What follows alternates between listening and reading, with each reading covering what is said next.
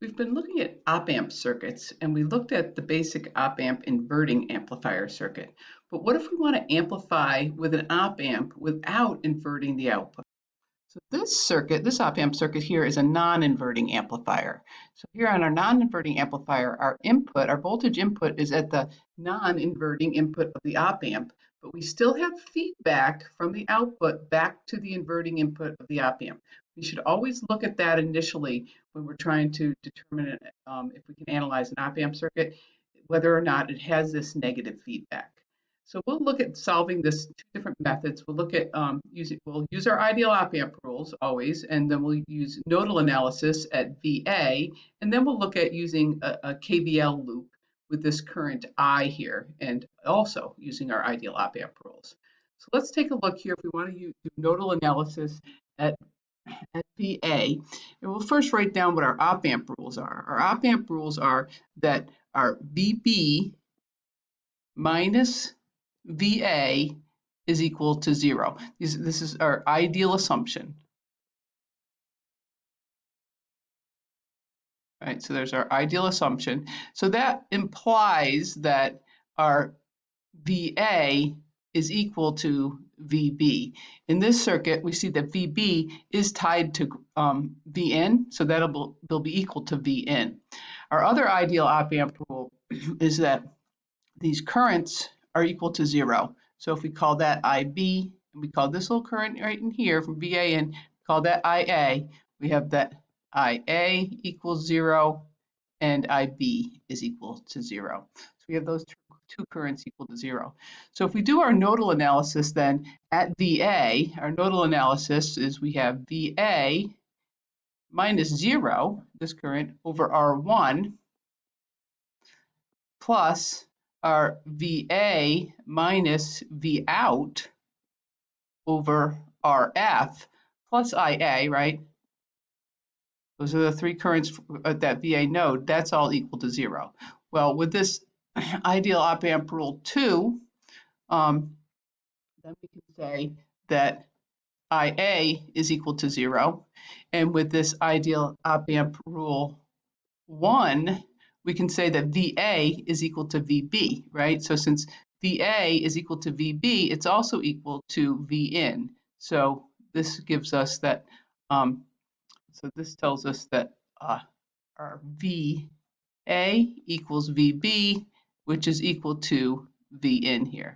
So we have our VN over, and that was an R1, so we'll make sure we have R1 there. So our VN over R1 plus Vn minus V out over Rf is just equal to 0. So now we have an equation here with just V out and Vn and our resistors. So that's what we want, is we want our output in terms of the input and the resistors in the circuit. So if we look at that, then we have our Vn times 1 over R1 plus 1 over Rf, that's equal to V out over Rf. We bring it to the other side. So now we'll look at just V out. So our V out then is equal to Rf times 1 over R1 plus 1 over Rf times our Vn, or it's equal to our 1 plus, we'll switch the order of these, Rf over R1 times Vn. So we've analyzed that using nodal analysis, but if we want to just use this, if we recognize what we have as a non-inverting op-amp circuit, then we can just say for this non-inverting amplifier that our V out is equal to our 1 minus Rf, that's the feedback resistor between the output node and the the inverting input node, so our Rf over R1, that's the resistor connected at the inverting node to ground times Vn. So in this circuit,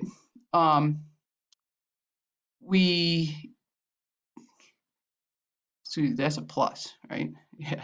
So in this circuit, we're always going to amplify. We cannot attenuate, but we're also not going to invert at all in this circuit. So that we solved using our nodal analysis.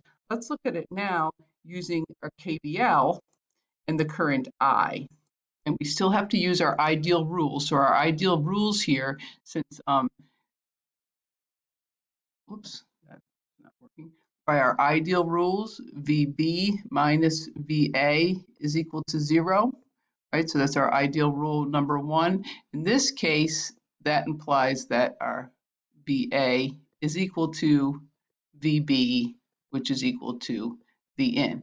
But our other rules with the current, this is where this becomes important. That's 0 and that's 0. So since IA is equal to 0 and IB is equal to 0, I didn't label the variables, I just wrote the 0 down there. Well, that tells us then if we do KCL at this node, first before we do the KVL loop, we do KCL at VA, and we have that that this I1 and this IF, that I1 plus 0, or I1, we'll write it, what current in is equal to current out, and the way I've drawn it, it would be I1 is equal to 0 plus IF. So that tells you that I1 is equal to IF, so it's just equal to I. So now we can do our KVL loop. And that KVL loop that we're going to do is around this outside loop, right? So if we do our KVL around that loop, we're in the direction, in our, what's that, our clockwise direction, we have our I times R1 plus I times RF, it's the same current now, plus V out is equal to 0. So that gives us a current in terms of I, but what's I? Our I is equal to the negative, or well, we'll do it this way. We'll do I is equal to the voltage across this R1, right? V1. So I is equal to 0 minus VA over R1. So if we substitute that into our first equation, we have negative VA over R1 times R1 plus negative VA over R1 times RF is equal to, we'll bring V out to the other side, our negative V out, multiply through by -1, we get our VA times 1, R1 over R1 is 1, plus RF over R1 is equal to the positive V out, which is the same as we got when we did the nodal analysis. So we've developed a non-inverting amplifier, and we've analyzed this non-inverting amplifier circuit. We'll always amplify. This ratio of RF over R1, that can be less than 1, but we're always adding 1 to it. So we can only amplify, but we will never invert. So if we were to create this circuit here, and depending on our RF and R1, this shows our V out is an order of 10 times larger. It amplifies V in by a factor of 10. It happens to be sinusoidally varying input voltage. It's varying at 3 radians per second. So we have 5 millivolts as an input. We have 50 millivolts as our output amplitude.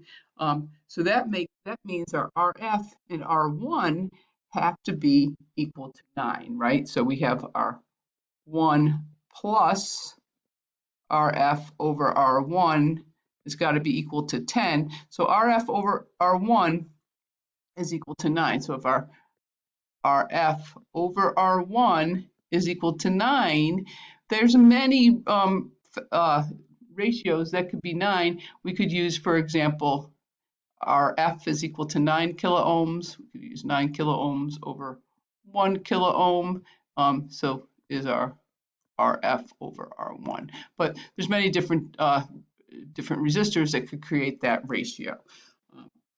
All right, so that is our non-inverting amplifier circuit. We could use that circuit, or we want to be able to analyze that circuit, and we want to be able to use the results of that circuit. But we want to make sure we're also able to analyze it. And there it is, and there's our result of V out in terms of V in and the resistances.